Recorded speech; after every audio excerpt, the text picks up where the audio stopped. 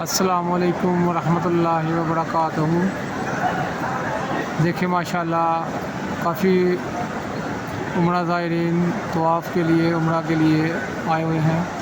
आज जुमे का दिन है। अभी ये इशा की नमाज के बाद के मंज़र है।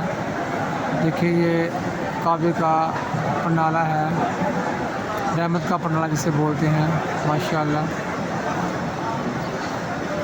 अभी काफ़ी तादाद में उम्रा ज़ायरीन तवाफ़ कर रहे हैं माशाल्लाह।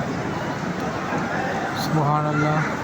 अल्लाह ताला सबको अपने घर की ज़ियारत नसीब फरमाए और हज व उम्रा करने की सद नसीब फरमाए। अल्लाह ताला सबको अपने घर में बुलाए। आमीन रब्बुल आलमीन।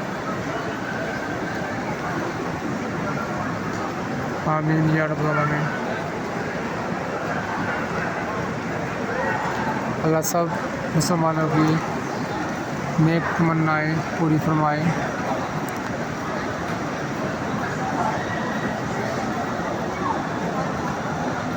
माशाल्लाह सुभान अल्लाह।